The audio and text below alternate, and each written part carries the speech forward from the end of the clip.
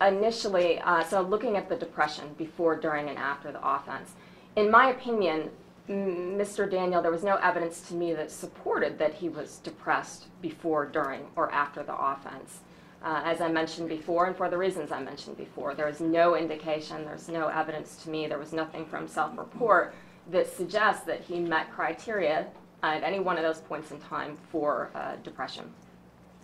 So I don't believe that depression impacted him before, during, or after the offense. As far as substance abuse goes, that's a little bit more difficult to ascertain because of the varying levels of reporting over time. There are a lot of inconsistencies regarding substance use, particularly when comparing my interview with him with the records. As I mentioned, my interview of him, he reported abusing much more extensively than he had previously. So it was hard for me to reconcile what was the truth. It does appear, and it's clear to me, that he has had a long-standing history of drug use. I don't know how much it rises to the level of abuse, because drug abuse, again, has been defined by the DSM over time as has drug dependence. It is now called a substance use disorder. When it was previously referred to as substance abuse, to meet the level of abuse, just as opposed to use, the drug use had to actually impair a major area of functioning in the person's life: work, family, social activities, education. In Mr. Daniel's case, he was able to maintain a relationship for a certain period of time, and it looks to me like he was very successful in his education as well as his career.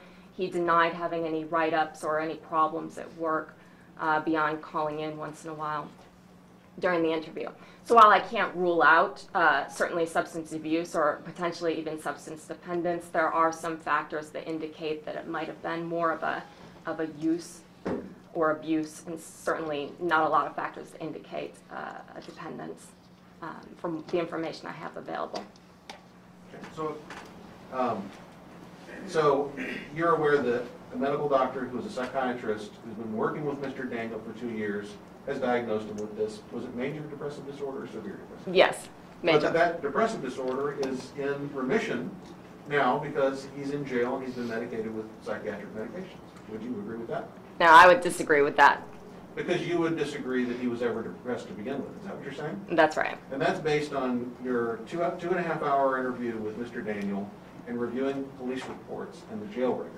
Is that correct? In the jail mental health records that document the symptoms and lack of symptoms that he's displayed over the last 2 years. So is it your position that the psychiatrist is just incorrect?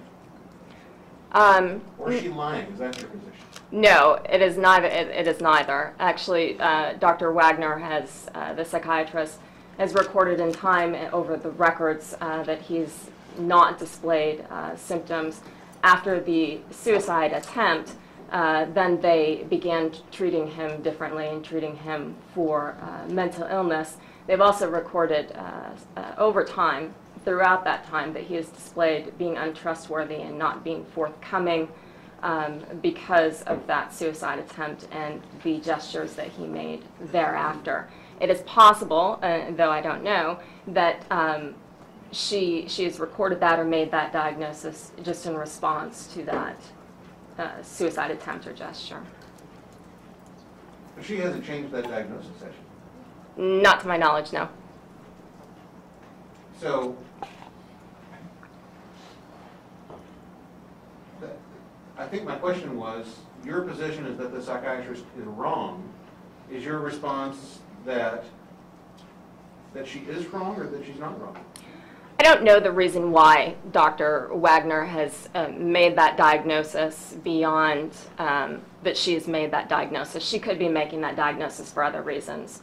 There are certainly reasons in the jail to treat, not treat, diagnose, and not diagnose beyond what you would normally see in a clinical situation. And so I'm not saying that she's wrong. I don't know what her intent is behind that diagnosis.